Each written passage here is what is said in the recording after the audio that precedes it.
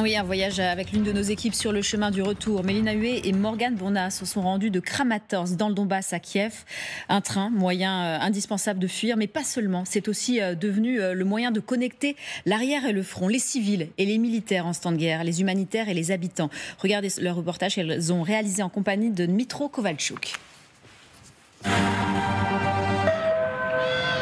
Ce lieu désormais paisible a été le théâtre de l'attaque de missiles la plus meurtrière depuis le début de l'invasion à grande échelle. En avril 2022, dans cette gare de Kramatorsk, plus de 60 civils ont perdu la vie alors qu'ils tentaient de fuir le Donbass. Aujourd'hui, cette station sert de lien entre ceux qui partent au front, ceux qui en reviennent et ceux qui rendent visite aux soldats. Vassil retrouve sa femme enceinte et son fils venus le rejoindre depuis Kiev. Une petite journée de pause seulement avant de retourner se battre. Mais qu'est-ce qu'on peut y faire? Ça ne dépend pas de moi. Il a besoin de défendre le pays. On a beaucoup de travail à accomplir. Travailler à la prospérité de l'Ukraine. Sur le même quai, nous retrouvons ceux qui effectuent le chemin inverse. Alors qu'il s'était porté volontaire pour combattre dès le 24 février 2022, Arthur raccroche aujourd'hui l'uniforme pour de bon. J'ai 3 petits-enfants. Il est l'heure de rentrer auprès d'eux. Même s'il n'a pas vu sa famille depuis plus d'1 an, être démobilisé suscite chez lui des émotions contradictoires. C'est un sentiment étrange. D'un côté, je suis très heureux de revoir ma famille. Mais de l'autre, je ne veux pas partir. Je ne veux pas quitter mes gars. C'est pourtant l'heure des adieux. Allez mon pote, casse-toi et que je te revoie plus ici. Mais tu viendras à la maison. Allez, allez, file. Il rentre chez lui avec Dina, Au revoir le chien. qu'il a sauvé près de Bakhmout il y a 2 mois. Pogran suit Arthur de près. Ils ne se connaissent pas. Les 2 hommes ont pourtant en commun une même ligne de front.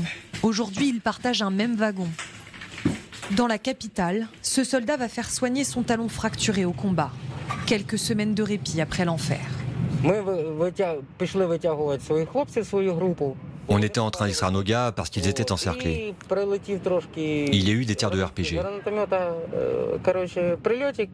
Un tir nous a touchés et j'ai été blessé par un éclat à la jambe.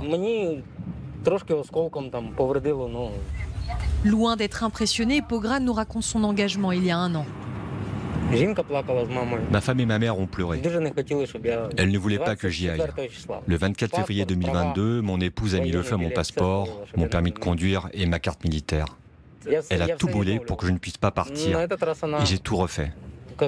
Maintenant, elle est fière de moi. La fierté, c'est aussi ce que ressent ce chef de bord. Serhiy et ses équipes ont aidé à évacuer des milliers de civils entre Kharkiv et Lviv il y a plus d'1 an. Les trains étaient surchargés. Il y avait des passagers assis, des passagers debout et même des passagers sur les porte-bagages.